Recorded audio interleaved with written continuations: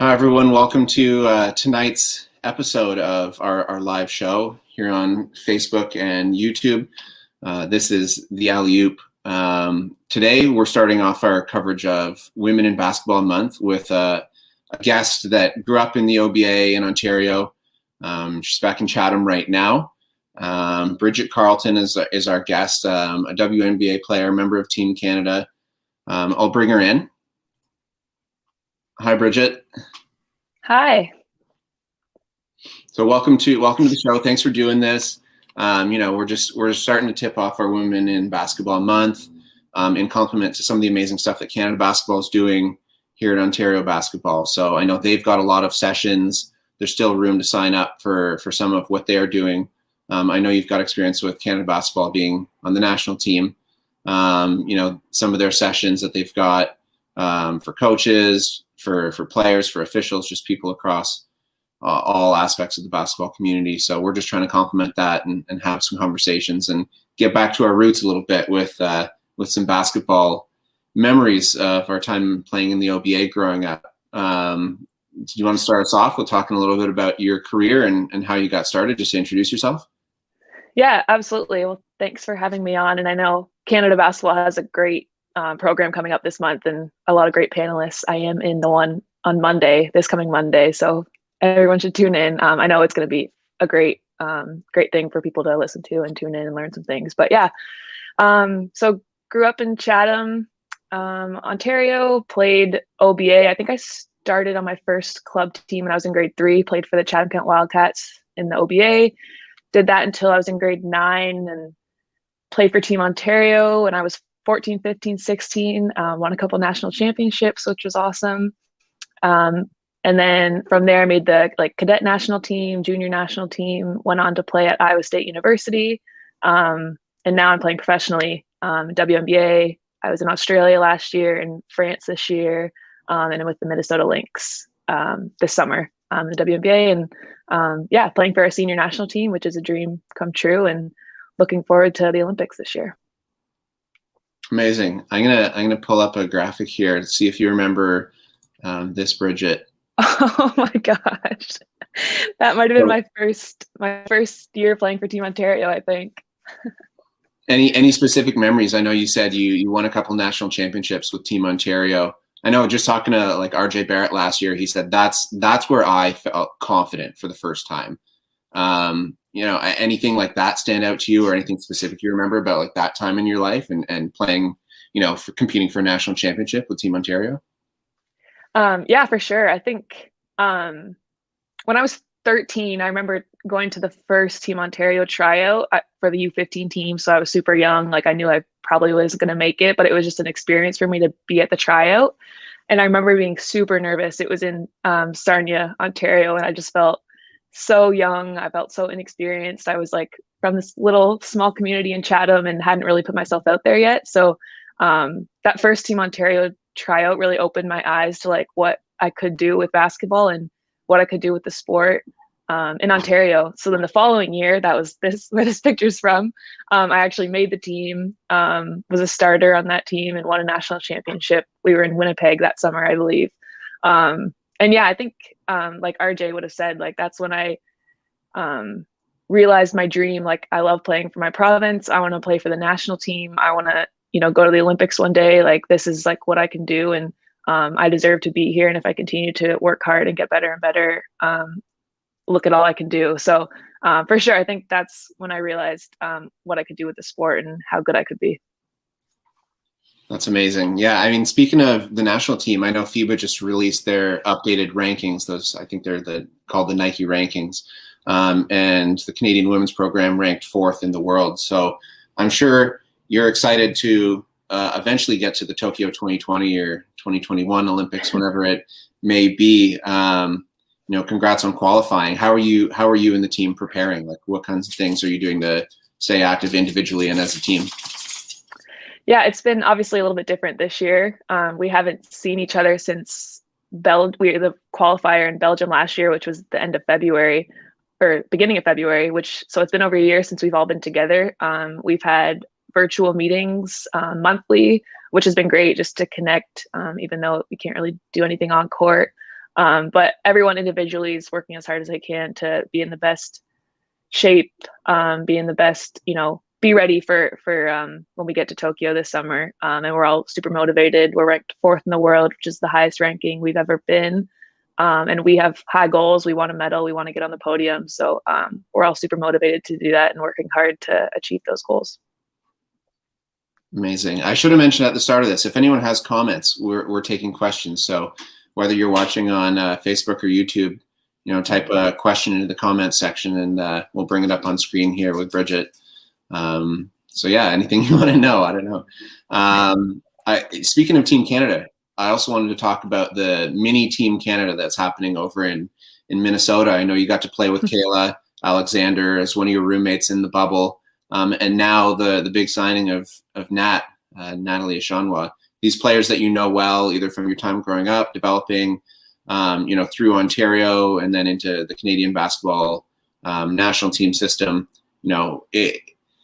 Do you think your head coach, maybe Cheryl Reeve, is looking to capitalize on some of that Canadian chemistry? Yeah, it's funny because she's the assistant coach for the USA team, Olympic team. So I don't know if she would want to do that, but no, obviously super excited. It was amazing playing with Kayla last year. It gave me that sense of like comfort, someone I knew really well, that was going to experience the same thing as I was, especially in the bubble we were in. And then obviously super excited to play with Nat this year. She's a great leader. I've learned a lot from her in the 4 years I've been on the senior team. So excited to continue to play with her and, build some more chemistry heading into Tokyo. Yeah, it'll be super fun. I'm excited she decided to come to Minnesota. Amazing. So I guess when did you find out from her, or did you find out from the team and then text her? Like, what was that like? I didn't officially find out from her, but we did have conversations about it. She didn't officially say anything until, the pen was to paper. But I texted her. I was super excited. She asked me lots of questions about Minnesota and just my experience the last year and a half I was with them. So glad she made the decision. Yeah, Minnesota seemed like such a great fit for you. I know you started off with a bang.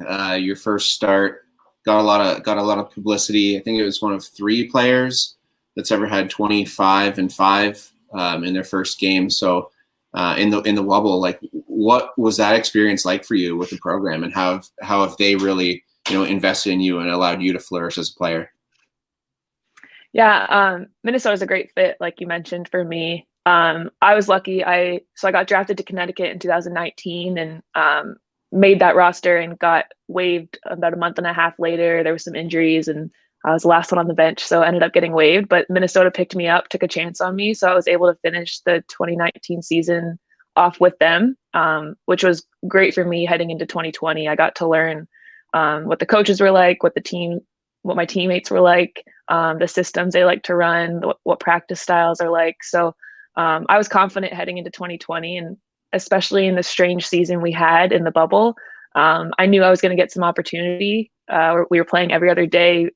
We weren't going to be able to play 5 girls for 40 minutes a game. So I knew I was going to get some opportunity, and it was just a matter of me taking advantage of that. And I was able to do that.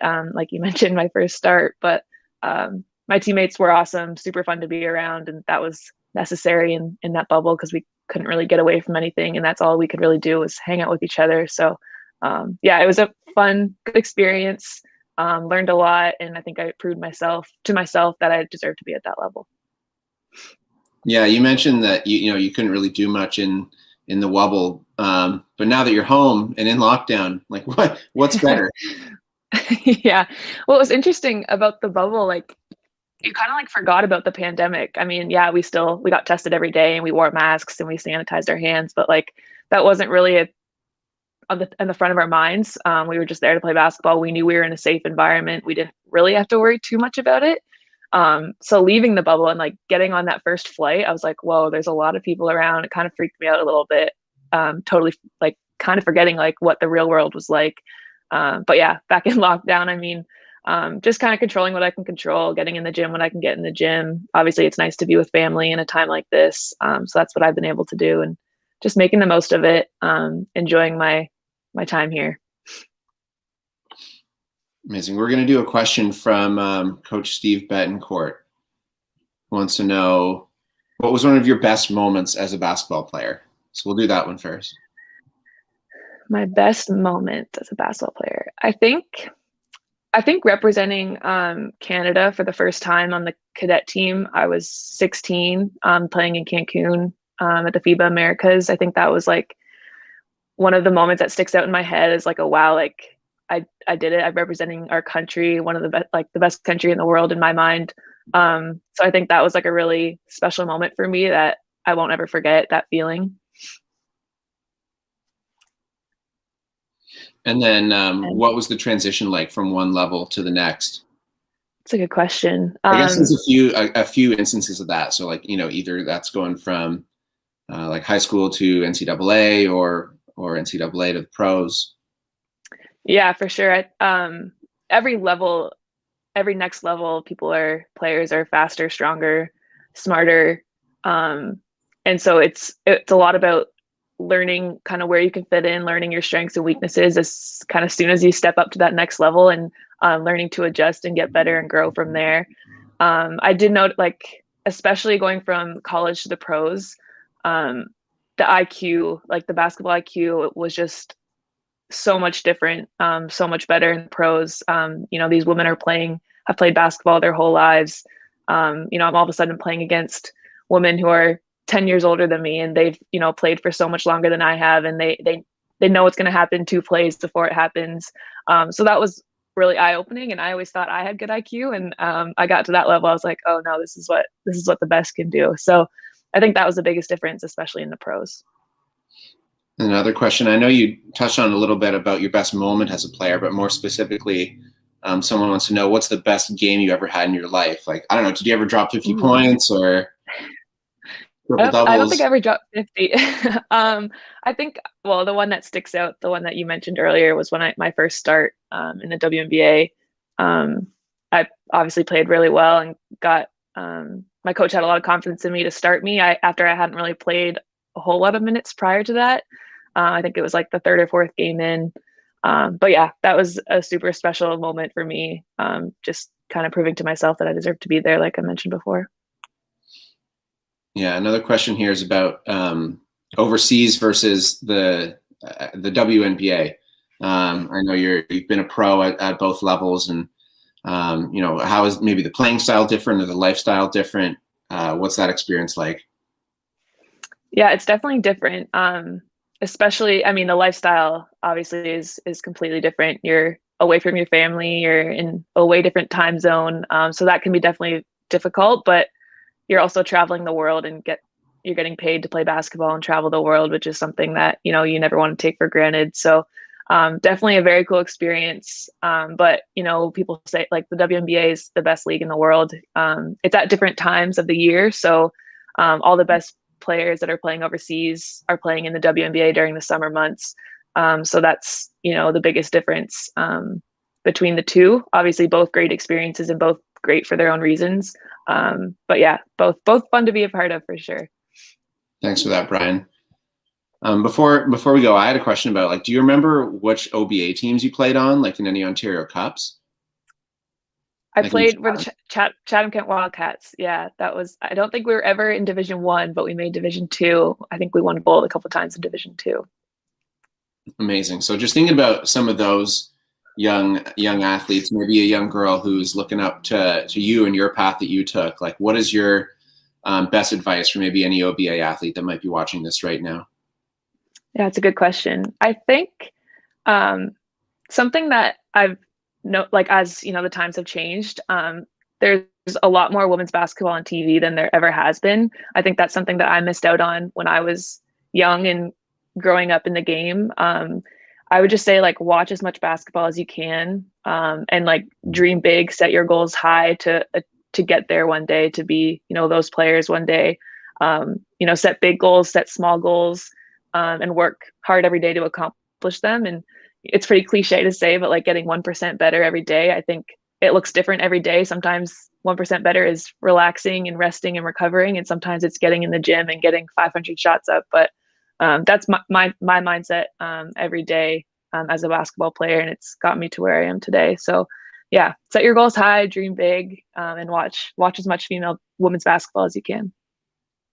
I like the last point there. I should have worn my orange WNBA shirt. Oh yeah, I should have too. I meant to. Then we would have been matching, and I would have had to take it off. But no, thanks again, Bridget, for joining us tonight. Best of luck, from everyone in Ontario. Your continued training at home, and just prepping for the seasons ahead. The Olympics coming up, the next WNBA season. We'll be watching and rooting for you along the way for sure. Absolutely. And yeah, anything else that you wanted to add or say? No, I think. Oh, I guess Chris. I can talk about Chris's question. How do you avoid burnout for teens? I think as a teenager, I think you have to keep a balance in life. I played a lot of sports when I was a teenager. It wasn't all basketball all the time until like probably grade 12 when I decided to really focus on basketball. I went to opposite badminton when I was in grade 11. Definitely like I played a lot of different sports, and I think that's how I avoided burnout. And that's why I still love the game as much as I do and have a passion for it. But yeah, definitely staying involved in everything and having a social life and hanging out with your friends and family when you need it. But definitely balance is important. But yeah, thanks for having me on. Always supportive of OBA. Did so much for me in my young years as a basketball player. So always thankful for what they've given me. Thank you. And great advice too. When was the last time you played badminton? Actually, I played when I was in France. Our team played, we substituted practice for a badminton session one day, and I beat everyone, which was pretty exciting. Hey, thanks, Bridget. And thanks everyone for joining us. Thanks everyone for watching, being on the show tonight. And stay tuned next week. We've got a coach that's coached with Ontario and some with Canada, and even a guest appearance with Sacramento Kings, Jess Rook. And she'll be joining us. She's the newly announced coach of the Waterloo Warriors after spending some time on the bench with the Ryerson Rams. So thanks everyone. Stay healthy and stay well, and I'll see you next week.